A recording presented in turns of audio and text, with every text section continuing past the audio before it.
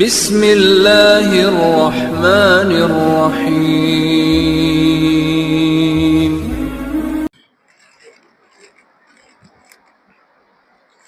بسم اللہ الرحمن الرحیم۔ الحمد للہ وکفى وسلام علی عباده الذین اصطفى وعلى آلہ واصحابہ المجتبى اما بعد فأعوذ باللہ من الشیطان الرجیم۔ بسم اللہ الرحمن الرحیم۔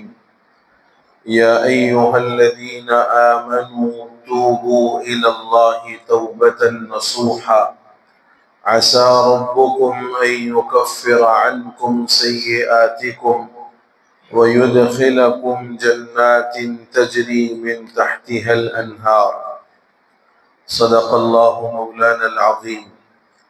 وقال رسول الله صلى الله عليه وسلم إذا دخل رمضان فتحت أبواب الجنة وغلقت أبواب النار وصفدت الشياطين ونادى مناد يا باغي الخير أقبل ويا باغي الشر أقصر أو كما قال صلى الله عليه وسلم۔ بزرگان محترم، قابل احترام عزیز بزرگوں، نوجوان بھائیوں،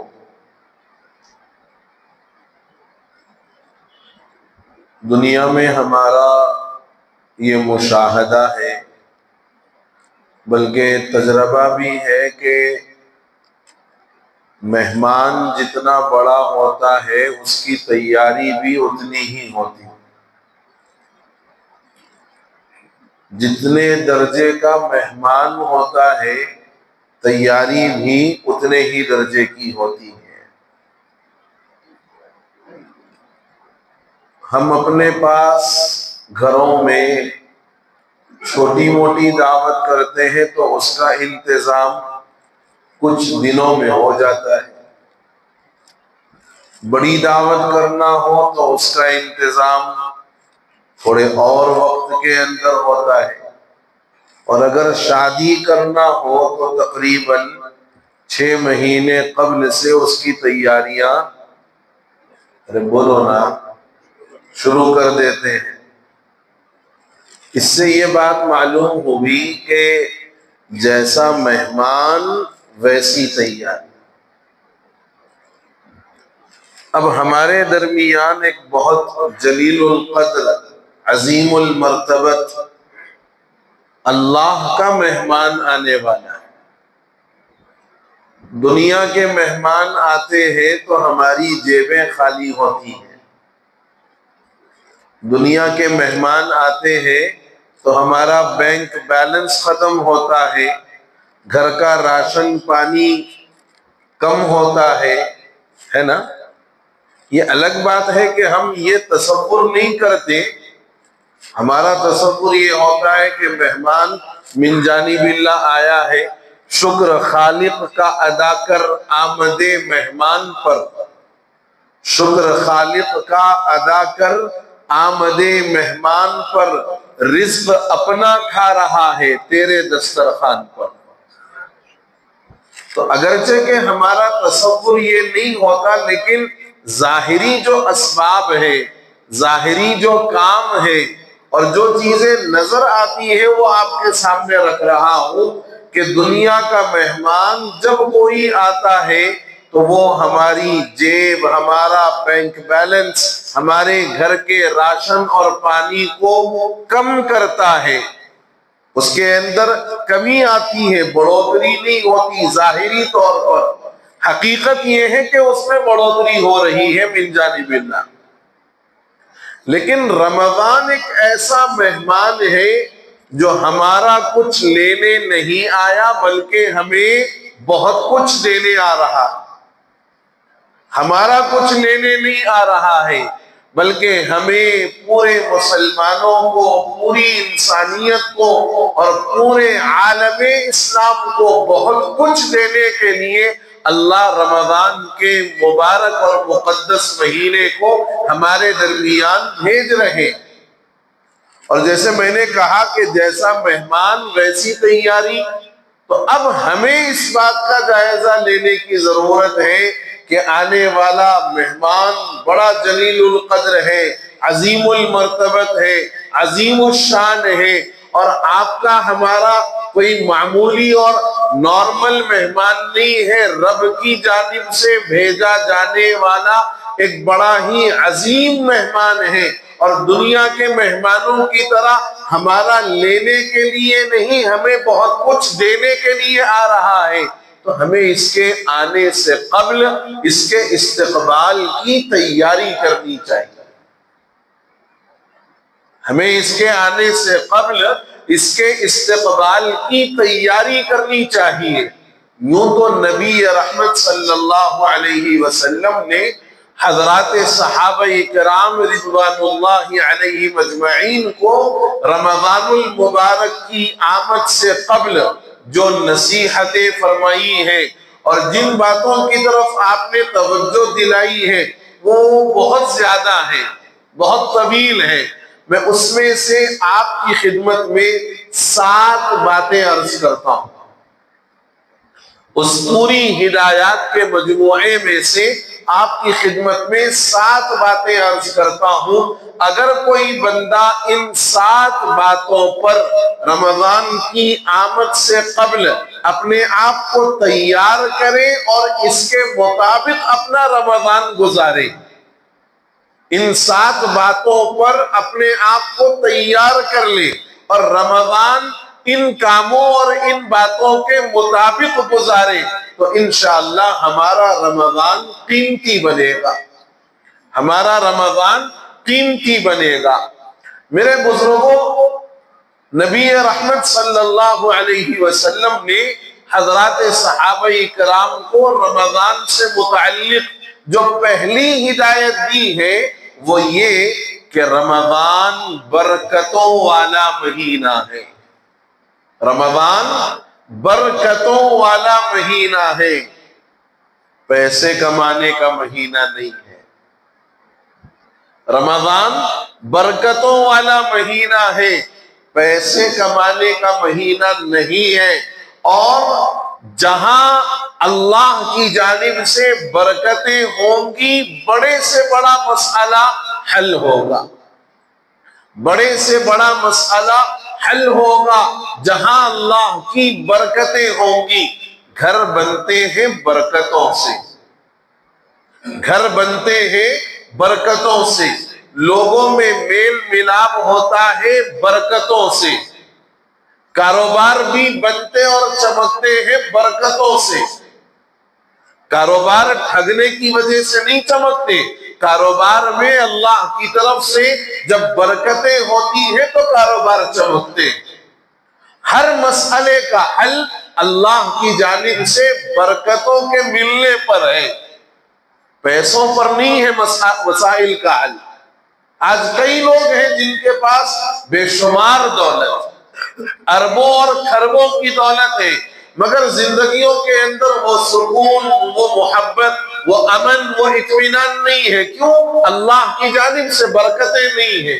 رمضان برکتوں کا مہینہ ہے، اور خود نبی یہ فرما رہے ہیں ھذا شہر مبارک، یہ عظیم برکتوں والا مہینہ۔ ہماری اور آپ کی ذمہ داری ہے کہ اس مہینے میں اپنے آپ کو اللہ کی برکتوں میں سے حصہ لینے والا بنائیں۔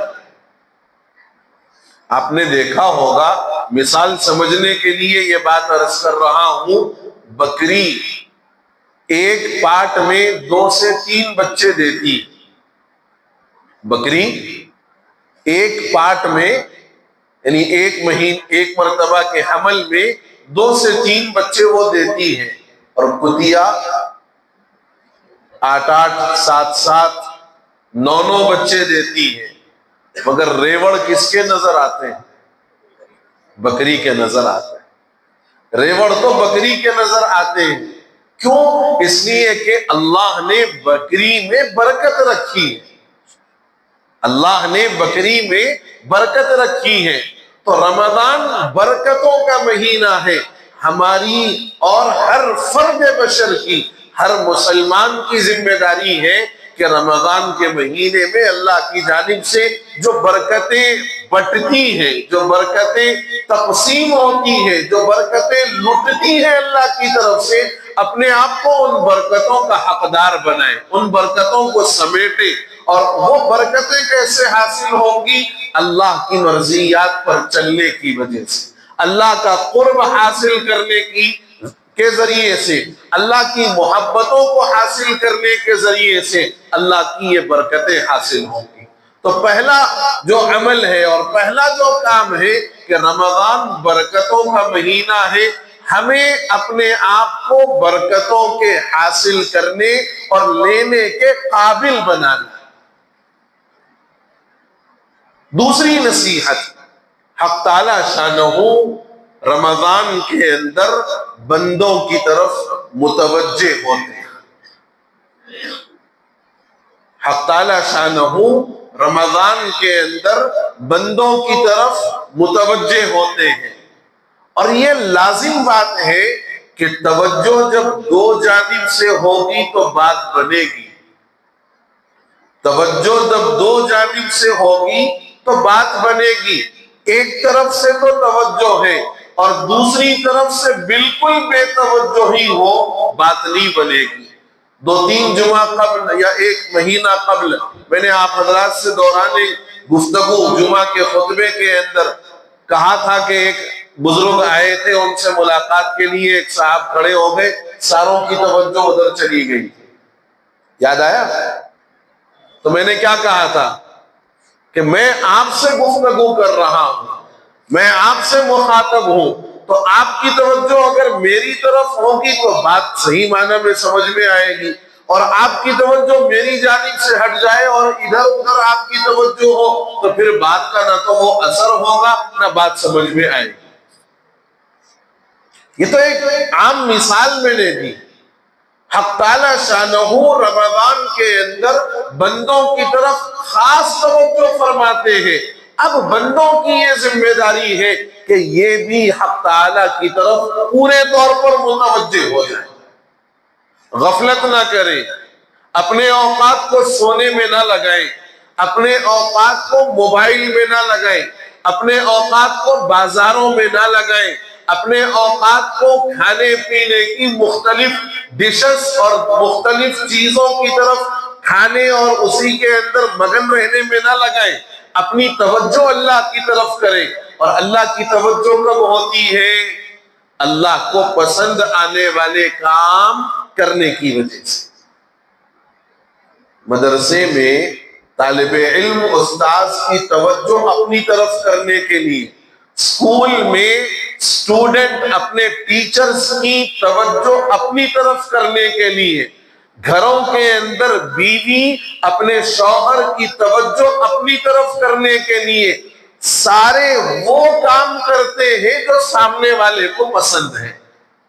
بیوی وہ کام کرے گی جو شوہر کو پسند ہوگی، ڈش بنائے گی اس کی پسند کی، وہ کپڑے پہنے گی جس میں شوہر اس کو زیادہ پسند کرتا ہے۔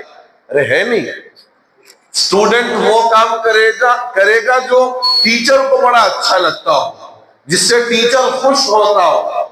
طالب علم وہ کام کرے گا جو استاذ کی پسندیدگی کا ذریعہ ہو، استاد کی خوشی کا ذریعہ ہو۔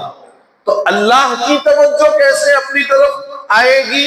وہ کام کرنے کی وجہ سے جو اللہ کو پسند ہے، ان کاموں کو انجام دینے کی وجہ سے جن کاموں کے کرنے پر رب تعالیٰ اپنے بندوں سے خوش ہوتے۔ تو یہ دوسری ہدایت ہے۔ اللہ کی توجہ تو بندوں کی طرف ہے، بندوں کو اپنی توجہ اللہ کی طرف کرنے کی ضرورت ہے، اور اس کے لیے وہ کام کرو جو اللہ کو پسند ہو۔ تیسری نصیحت، حق تعالی شانہ اپنی رحمت خاصہ رمضان کے اندر نازل فرماتے ہیں۔ حق تعالی شانہ اپنی رحمت خاصہ، خاص رحمت اللہ رب العزت رمضان کے اندر نازل فرماتے ہیں۔ سال کے 11 مہینے اللہ کی عام رحمتیں، ہر وقت بندہ اللہ کی رحمت ہی میں ہے، ہر وقت بندہ اللہ کی رحمت ہی میں ہے۔ اگر اللہ کی رحمت نہ ہوتی، اللہ کا فضل نہ ہوتا، تو ہمارے اپنے اعمال کے اعتبار سے تو ہم کبھی کا زمین میں دھسا دیے جاتے۔ اگر اللہ کی رحمت اور اللہ کی خاص توجہ نہ ہوتی تو ہمارے اپنے اعمال کی وجہ سے ہمارے چہرے تو کبھی کے بدل دیے جاتے۔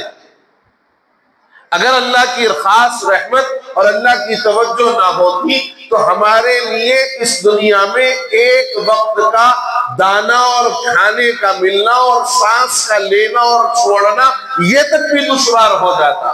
وَلَوْ يُؤَاخِذُ اللَّهُ النَّاسَ بِظُلْمِهِمْ مَا تَرَكَ عَلَيْهَا مِنْ دَابَّةٍ وَلَكِنْ يُؤَخِّرُهُمْ إِلَىٰ أَجَلٍ مُّسَمًّى، کہ اگر اللہ پکڑ پر آ جائے لوگوں کی ان کے ظلم کی وجہ سے، اللہ اگر لوگوں کی پکڑ پر آ جائے ان کے ظلم کی وجہ سے، مَا تَرَكَ عَلَيْهَا مِنْ دَابَّةٍ، زمین پر کوئی چلنے والا باقی نہ رہے، وَلَكِنْ يُؤَخِّرُهُمْ، لیکن اللہ مہلت دیتے ہیں، اللہ ڈھیل دیتے ہیں، اِلَىٰ أَجَلٍ مُّسَمًّى، ایک معینہ مدت تک، اور وہ معینہ مدت ہم میں سے ہر ایک کی موت کا وقت ہے، ہم میں سے ہر ایک کی موت کا وقت ہے۔ اللہ نے جب تک مہلت دے رکھی تو حضور نے فرمایا حق تعالی شانہ رمضان کے اندر اپنی خاص رحمتیں نازل فرماتے ہیں، اور انہی خاص رحمتوں کا اثر یہ ہوتا ہے کہ ہر طرف ایک نورانیت ہوتی ہے رمضان کے اندر، ہر طرف ایک عجیب سما بنا ہوا ہوتا ہے۔ وہ آدمی جو خال خال مسجد آیا کرتا ہے وہ پابندی کے ساتھ صف اول کے اندر اپنی نمازوں کو ادا کرنے کی فکر کرتا ہے۔ ایک عام دنوں کے اندر جو میلان گناہوں کی طرف، اللہ کی نافرمانیوں کی طرف ہوتا ہے، رمضان آ جائے تو بندہ گناہوں سے اپنے آپ کو خود ہی بچانے کی فکر کرتا ہے، بدنگاہی نہیں ہونے دیتا، زبان سے غلط بات نکلنے نہیں دیتا، اور اللہ کی نافرمانیوں سے حتی امکان اپنے آپ کو بچانے کی فکر اور کوشش کرتا ہے۔ یہ اللہ کی رحمت خاصہ کا اثر ہے۔ تو میرے بزرگوں، اللہ کی اس رحمت خاصہ کو حاصل کرنا اور اس رحمت میں اپنا بھی حصہ لینا، دیکھو نہر جب بہتی ہے تو پانی کسی کی ملکیت نہیں ہوتی، آدمی اپنے پاس جیسا برتن ہوتا ہے اس کے مطابق اس میں پانی لیتا ہے۔ اگر کسی کا برتن چھوٹا ہوگا تو پانی چھوٹا آئے گا، کم آئے گا، اور کسی کے برتن کا ڈھکن اگر بند ہے، اس نے وہ اوپن ہی نہیں کیا، تو پھر ایک قطرہ پانی کا اس کو نہیں ملے گا، اور جو بڑا برتن لے کر پہنچے گا تو پھر اس کو ڈھیروں پانی مل جائے گا۔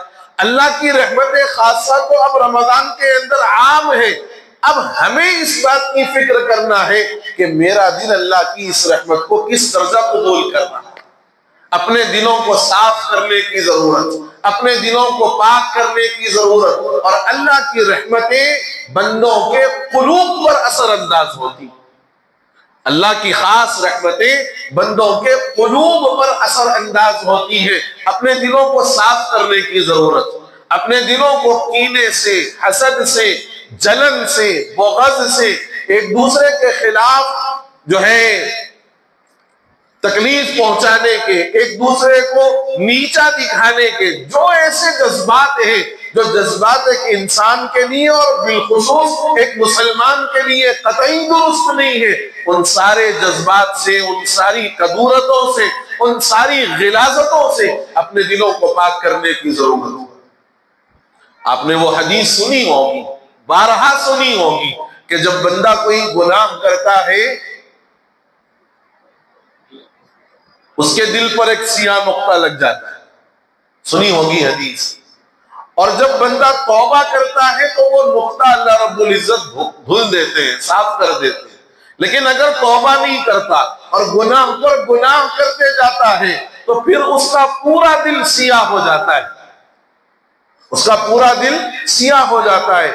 پھر حق کی بات، بھلائی کی بات، خیر کی بات، اچھائی کی بات اس کے دل پر اثر انداز نہیں ہوتی۔ آج ہمارے دلوں پر یہ بڑے بڑے علماء، یہ بڑے بڑے اللہ والے اور یہ اللہ کے نیک اور جو ہے ولی صفت لوگ بیان کر رہے ہیں، بول رہے ہیں، دلوں پر اثر انداز کیوں نہیں ہو رہا؟ دو وجوہات ہیں۔ ایک تو بولنے والوں کی زبانیں بھی اس قدر مؤثر نہیں ہے جیسی ہونی چاہیے، بولنے والوں کی زبانیں بھی اس تاثیر سے خالی ہے جس تاثیر کی ان کی زبانوں پر ضرورت ہے، اور اگر یہ نہیں ہے تو دوسری بات کو لازم ہے کہ سننے والی عوام کے قلوب اپنی بدعمالیوں کی وجہ سے سیاہ ہو گئے، جس کا نتیجہ یہ ہے کہ ان سیاہ دلوں تک وہ بات جو اللہ اور اس کے رسول کی بات ہے، وہ بات جو قال اللہ اور قال الرسول کی ہے، وہ دلوں تک نہیں پہنچ رہی ہے اور دلوں کا اس پر کوئی اثر نہیں ہو رہا۔ تو تیسری نصیحت جو حضور نے فرمائی، حق تعالی شانہ اپنی رحمت خاصہ رمضان کے اندر نازل فرماتے ہیں۔ اپنے قلوب کو پاک کرنے کی ضرورت ہے، اپنے قلوب کو صاف اور مجلہ کرنے کی ضرورت ہے، تاکہ اس رحمت خاصہ کا بڑا حصہ، زیادہ سے زیادہ حصہ اللہ ہم سبوں کو نصیب فرما دے۔ چوتھی نصیحت جو حضور نے فرمائی، فرمایا کہ یہ وہ مہینہ ہے جو دعاؤں کی قبولیت کا مہینہ ہے۔ حق تعالی شانہ اس مہینے میں بندوں کی دعاؤں کو قبول فرماتے ہیں، اور دعا انسان کے لیے پوری عبادتوں کا مغز اور خلاصہ ہے۔ الدعاء مخ العبادہ، دعا عبادتوں کا مغز ہے۔ آج ہمارے پاس عبادت کا ذوق تو ہوا الحمدللہ، پہلے کے مقابلے میں اب اگر دیکھا جائے تو عبادت کا ذوق تو ہوا، عبادت کی فکریں تو ہوئی، لیکن دعاؤں کے مانگنے والے بہت کم رہ گئے۔ دعاؤں کے مانگنے والے بہت کم رہ گئے، ورنہ ہمیں اچھی طرح یاد ہے ہمارے اپنے بچپن میں مساجد کے اندر، محلے کی مسجدوں کی بات کر رہا ہوں، مدارس کی مسجد کی بات نہیں کر رہا، محلے کی مسجدوں میں جو بڑی عمر کے اور معمر قسم کے بزرگ احباب ہوا کرتے تھے، وہ باضابطہ صفوں میں بیٹھ کر یا تو ذکر میں رہتے یا دعاؤں میں رہتے۔ یہی حال مغرب کی نماز سے قبل ہوتا، یہی حال فجر کی نماز سے قبل ہوتا، ہم نے اپنی آنکھوں سے دیکھا ہے۔ کئی ایسے محلے کے بڑے بزرگ قسم کے لوگ ہوتے جو بیٹھ کر رو رو کر کے دعائیں کرتے تھے، اور جن کے روتے وقت میں ان کی سسکیاں اور ان کی ہچکیاں کانوں کو سنائی دیتی تھیں۔ یہ دور ہم نے دیکھا ہے۔ آج ایسا کوئی مانگنے والا اللہ کے گھر آ کر خال خال بھی نظر نہیں آتا، بلکہ اب تو حالت یہ ہے نماز پڑھے کہ فوراً بھاگو، چلتے چلتے دعا کر لیں گے، چلتے چلتے دعا کر لیں گے۔ میں یہ نہیں کہہ رہا کہ دعا نماز کا حصہ ہے، سلام پھیر دیے نماز مکمل ہو گئی، اختیار ہے آپ کو جانا چاہیں جا سکتے ہیں، لیکن جو دعاؤں کی قبولیت کا ایک وقت ہے، جو دعاؤں کی قبولیت کا جو موقع ہے، اور جن اعمال کے بعد بندوں کو خاص دعاؤں کا اہتمام کرنا چاہیے، آج ہماری ایک بڑی تعداد وہ ہے جو دعاؤں سے خود کو بالکل بے نیاز سمجھی ہوئی، اور ایک واحد اکیلی ذات اللہ رب العزت کی ایسی ہے جو اس سے مانگو تو خوش ہوتا ہے، نہ مانگنے پر ناراض ہوتا ہے۔ بڑی عجیب اللہ رب العزت کی صفت ہے کہ اس سے جتنا مانگو وہ اتنا خوش ہوگا، اور نہیں مانگتے ہو تو وہ ناراض بھی ہوتا ہے۔ اب یہ رمضان دعاؤں کی قبولیت کا مہینہ، اور ہمیں اس بات کا خاص اہتمام کرنا چاہیے کہ ہر عمل کے پہلے اور ہر عمل کے بعد رمضان کے اندر دعاؤں کا خوب اہتمام کریں۔ افطار سے قبل دعاؤں کا اہتمام، سحر سے قبل دعاؤں کا اہتمام، ہر نماز کے بعد دعاؤں کا اہتمام، اور تراویح کے بعد دعاؤں کا اہتمام، تہجد کے بعد دعاؤں کا اہتمام، چلتے پھرتے زبان سے دعائیں، یہ رمضان قبولیت دعا کا مہینہ ہے، اور آپ اندازہ لگائیں اس بات سے کہ وہ فرشتے جو اللہ رب العزت کے عرش کو اٹھانے والے ہیں، وہ فرشتے جو اللہ کے عرش کو اٹھانے والے ہیں، اللہ رب العزت ان فرشتوں سے فرماتے ہیں کہ تم اپنا کام چھوڑو اور اپنی تمام عبادتیں چھوڑ دو، رمضان کے اندر بس تمہارا یہ کام ہے کہ ہر روزے دار کی دعا پر تم آمین کہتے رہو، ہر روزے دار کی دعا پر تم آمین کہتے رہو، اپنا کام چھوڑو، اپنی عبادتیں چھوڑو، تمہارا کام روزے دار کی دعاؤں پر آمین کہنا ہے۔ اور اگر اس کے باوجود بھی کوئی بندہ دعائیں نہ مانگے تو وہ اپنی حرمہ نصیبی۔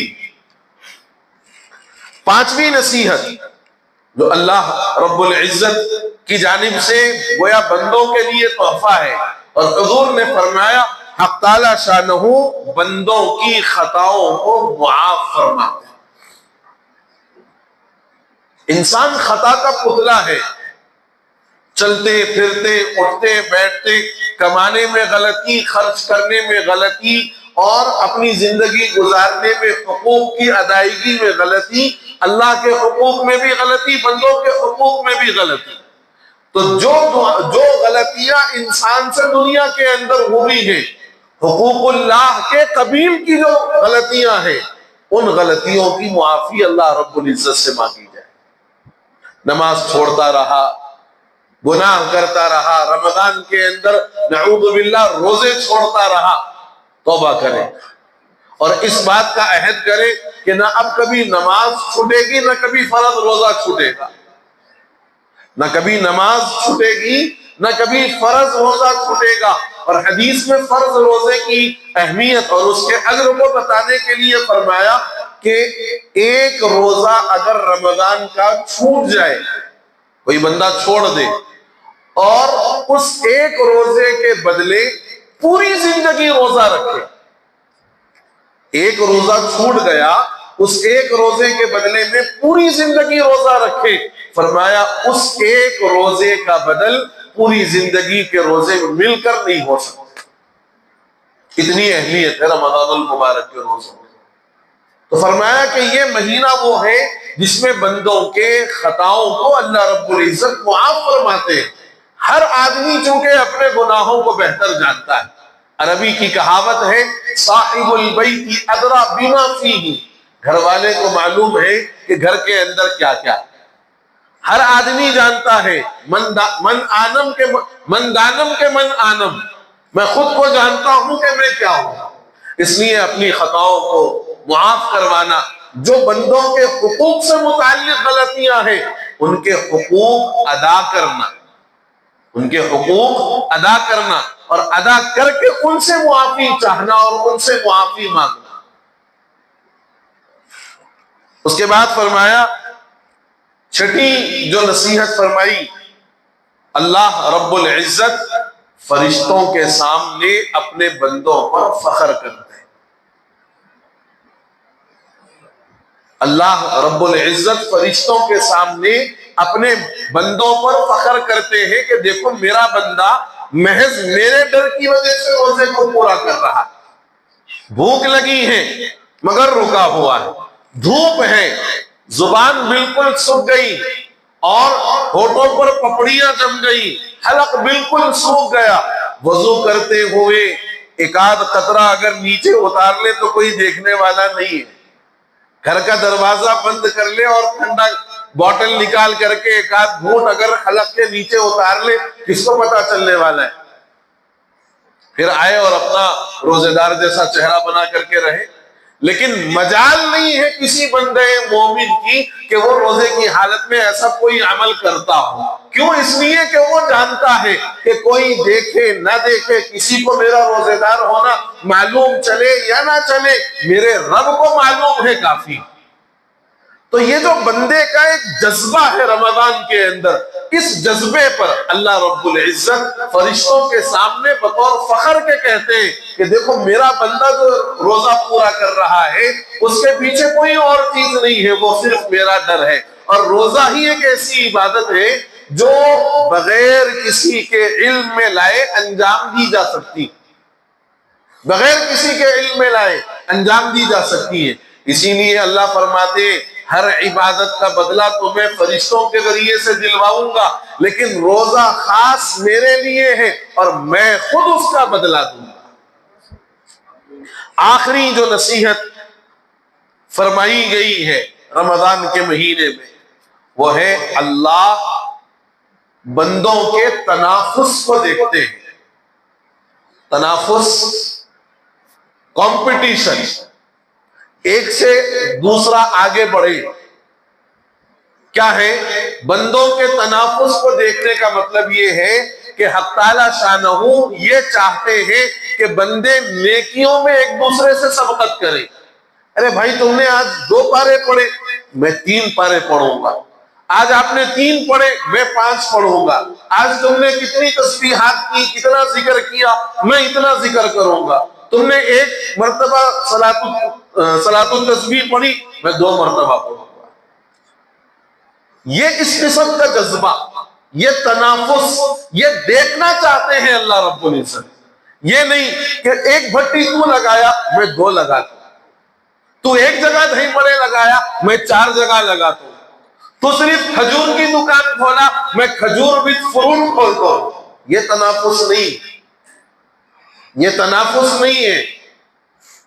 اور رمضان تو دنیا کمانے کا، پیسے کمانے کا مہینہ نہیں ہے، یہ تو اپنی آخرت بنانے کا مہینہ ہے۔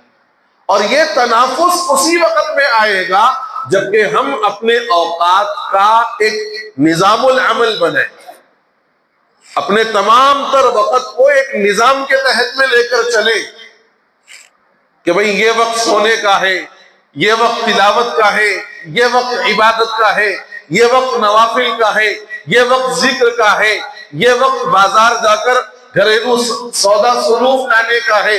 خواتین بھی اپنا نظام الاوقات بنائے کہ اتنے وقت میں سحر بنا دینا ہے، بات ختم۔ عصر سے قبل افطار کی تیاری ہو جانی چاہیے، عصر سے قبل افطار کی تیاری ہو جانی چاہیے۔ اور خدا کے واسطے میں اس سے پہلے بھی بولا ہوں اور اب بھی بول رہا ہوں، اللہ کے واسطے عورتوں پہ رمضان میں رحم کرو، اللہ کے واسطے اپنی عورتوں پر گھر کی رمضان کے اندر رحم کرو۔ ان کو یہ بولو کہ آپ جو دیے ہلکا پھلکا، جو دیے ہلکا پھلکا، گرما کا موسم ہے، زیادہ یہ وہ مسالے دار کھائے تو پھر صبح کے لالے پڑ جاتے، سمجھ رہے ہیں آپ؟ تو گھر کی عورتوں کو بولنا کہ آپ جو ہلکا پھلکا دے دو ہمارے لیے کافی ہے، لیکن ہمارے کھانے کے عنوان پر، ہمارے افطار کی اور سحر کی تیاری کے عنوان پر اپنی عبادتوں میں کوئی خلل مت لے آؤ۔ یہ بولو اپنی گھر کی عورتوں کو، اور اہتمام سے بولو کہ ہمارے افطار اور سحر کے عنوان پر اپنی عبادتوں میں کوئی خلل نہ لے آؤ۔ تمہاری اپنی عبادتیں تمہارے لیے ضروری ہے۔ آپ ماشاءاللہ مسجد آئے، مسجد آ کر کے تراویح بھی پڑھ رہے ہیں، مسجد آ کے آپ تلاوت بھی کر رہے ہیں، نفلیں بھی پڑھ رہی ہیں۔ گھر کی عورتیں وہ گھر کا کام بھی دیکھ رہی ہیں، وہ فنا اور وہ فنا۔ اس واسطے آپ دیکھو بہت کم ایسی خواتین ہوں گی جو رمضان کے پورے مہینے میں ایک قرآن پاک ختم کر لیتی ہوں، کم ہوں گی۔ ورنہ اکثر تو یہ کہتی ہے کہ ہمارے کو پڑھنا نہیں آتا، اکثر یہ بولتے ہمارے کو پڑھنا نہیں آتا۔ اور جن کو پڑھنا آتا انہوں بولتے گھر کے کام کاجوں سے فرصت کام ملتی، مل صاحب افطار کا کرنا، پھر ادھر سحر کا کرنا، ادھر بچوں کا کرنا، وہ یہ فنا چنا۔ تو میری ماؤں اور بہنوں تک بھی یہ بات پہنچاؤ کہ آپ رمضان کے اندر دوسروں کے سحر اور افطار کے عنوان پر اپنے عبادات کو خراب مت کرو۔ یہ 7 نصیحتیں حضور نے صحابہ کو فرمائی۔ اب اس کے بعد حضور کا چہرے انور متغیر ہو گئے، حضور کی آواز بدل گئی۔ یہ 7 نصیحتیں تو فرمائی، ان 7 نصیحتوں کے بعد آقا صلی اللہ علیہ وسلم نے فرمایا کہ بڑا ہی بدقسمت، بڑا ہی محروم اور بڑا ہی بدنصیب ہے وہ آدمی جس کی زندگی میں رمضان کا مہینہ آئے اور وہ اس کی رحمتوں، مغفرتوں سے فائدہ نہ اٹھائے۔ بڑا بدنصیب ہے وہ آدمی کہ رمضان آ گیا مگر زندگی میں کوئی تبدیلی نہیں ہے، گناہ جیسے رمضان سے پہلے کر رہا تھا رمضان کے اندر بھی کر رہا ہے۔ اللہ کی نافرمانیاں جیسے رمضان سے پہلے کر رہا تھا، رمضان کے اندر بھی اللہ کی نافرمانی کر رہا ہے۔ جیسے رمضان سے پہلے مسجد نہیں آتا تھا، رمضان میں بھی مسجد نہیں آ رہا ہے۔ جیسے دھوکہ رمضان سے پہلے دے رہا تھا، اب رمضان کے اندر بھی دھوکہ دے رہا ہے۔ جھوٹ جیسے رمضان سے پہلے بول رہا تھا، اب بھی جھوٹ بول رہا ہے رمضان کے اندر۔ فرمایا ایسا آدمی بڑا بدنصیب ہے، بڑا محروم القسمت ہے کہ جس کو اللہ نے رمضان جیسا مقدس مہینہ عنایت فرما دیا، عطا فرما دیا، مگر اس نے رمضان کی رحمتوں سے کوئی حصہ نہیں لیا، رمضان کی مغفرتوں سے کوئی حصہ نہیں لیا۔ فرمایا ایسا آدمی ہلاک ہو جائے، ایسا آدمی برباد ہو جائے۔ تو میرے بزرگوں، رمضان کا مقدس مہینہ بس کچھ ہی دنوں کے بعد ہمارے درمیان جلوہ افروز ہونا ہے، اور اپنے آپ کو، اپنے گھروں کو نہیں، اپنے آپ کو، اپنے اندرون کو، اپنے باطن کو رمضان کی آمد سے قبل تیار کرو، تاکہ ہمارا رمضان قیمتی بنے اور ہمارا رمضان ایسا بنے کہ کل کو جب ہم اللہ کی بارگاہ میں اس رمضان کو لے کر پہنچے اور رمضان کی عبادتیں، رمضان کا ہمارا مجاہدہ اور رمضان کی ہماری جو ایک نظام بنے، وہ اللہ کو اتنا پسند آئے کہ اللہ کہے کہ تیرے رمضان سے میں راضی ہو گیا۔ اس لیے کہ میرے بزرگوں، کوئی آدمی یہاں بیٹھا ہوا اور پوری دنیا میں بسنے والا کوئی انسان یہ نہیں کہتا کہ یہ رمضان میرا آخری نہیں ہے، کوئی نہیں کہہ سکتا۔ ہو سکتا ہے کہ یہ ہمارا آخری رمضان ہو۔ گزشتہ رمضان ہمارے درمیان کتنے لوگ تھے، آج نہیں ہے، اور آج جو ہے ممکن ہے کہ آئندہ رمضان تک ہو نہ ہو۔ اس لیے ہر بندے کو رمضان جب بھی میسر ہو، یہ سوچ اور تصور کے ساتھ رمضان گزارنا چاہیے کہ ہو سکتا ہے کہ یہ میری زندگی کا آخری رمضان ہو۔ رمضان اگلے سال ضرور آئے گا، لیکن اگلے سال تک ہم رہیں گے یا نہیں رہیں گے یہ کوئی نہیں کہہ سکتا۔ اس لیے رمضان کی آمد سے قبل صحیح معنی میں اس کا استقبال کریں، صحیح معنی میں اس کی تیاری کریں۔ اللہ مجھے، آپ کو اور پوری امت مسلمہ کو رمضان کا صحیح استقبال کرنے اور رمضان کی عبادتوں میں بھرپور حصہ لینے اور ہر قسم کی کمی اور کوتاہی سے بچنے کی توفیق خیر نصیب فرما دے۔ آمین یا رب العالمین۔ وآخر دعوانا ان الحمد للہ رب العالمین۔